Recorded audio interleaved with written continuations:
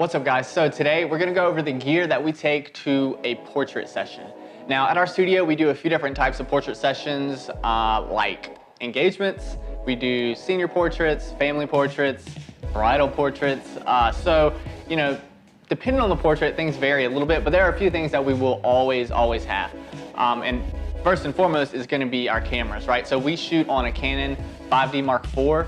So we have two of those that we take with us, mainly because if one goes down, we have a backup and it's good to go. So we like to have that just in case because you really never know what happens. So we're gonna have our camera. So next up is gonna be our memory cards. Obviously this is a must have, but we try to take extra just in case anything happens, in case we shoot too much and fill up a card, or our camera ends up going down and we have to switch to the other camera. Usually, if that's the case, we'll switch memory cards too, just to be safe.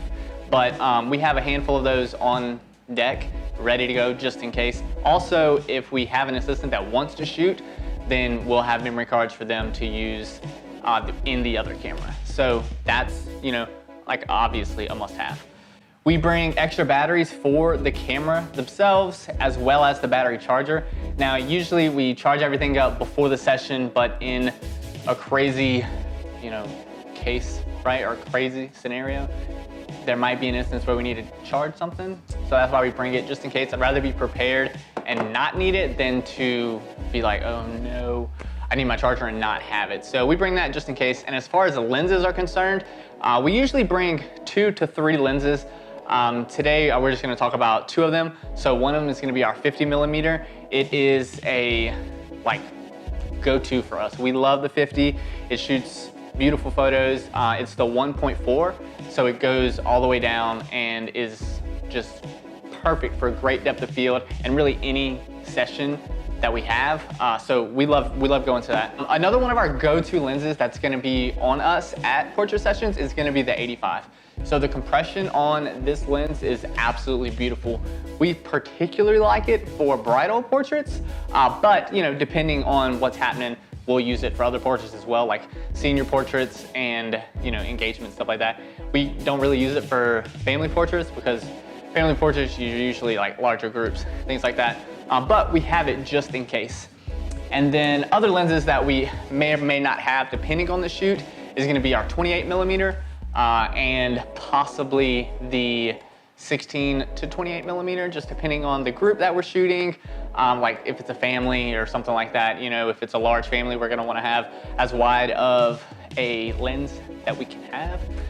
And just that all kind of depends lens-wise. So another thing that we're gonna have in our bag is gonna be our money makers, which are our straps.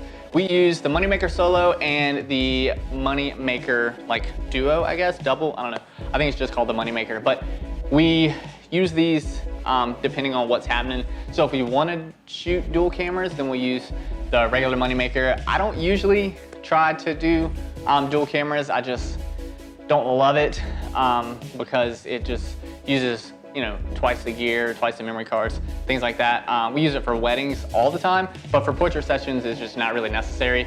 So we typically don't use it for those, but the Moneymaker Solo is definitely a go-to, at least for myself. I know Danielle likes the regular Moneymaker and she uses it often.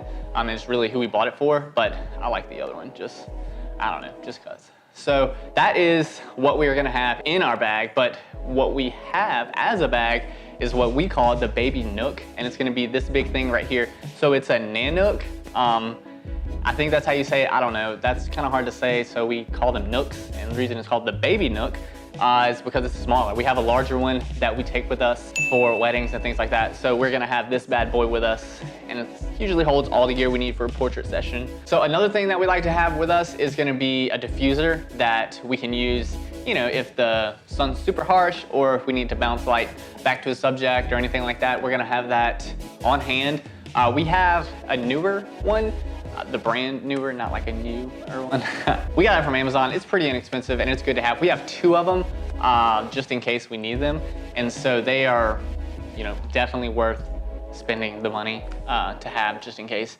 And sometimes we bring our pop-up tent, which we use for changing, stuff like that. So our subjects can change if they need to, and there's not a bathroom available, and it's pretty cool.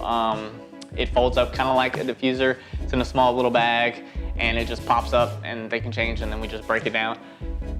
I'm terrible at breaking it down. Danielle has to do it. I don't know why I can't do it. It's supposed to fold up. It's stupid, but we like it, you know, so whatever. The last thing that we have is gonna be a little wagon that we take. It's a fold-up wagon that we can put our gear in. If the subject has props or anything like that, we can help kind of tote that around, things like that, just so we're not carrying everything forever and ever. So yeah, that's pretty much what we're gonna have on any given portrait session.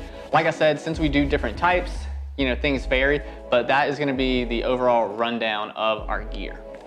Thanks for watching. If you like this video, you know, we'd really appreciate it if you like, comment, subscribe, you know, all the things that all the people on YouTube ask you to do, you know. It really does help, so if you would do that, that'd be pretty cool.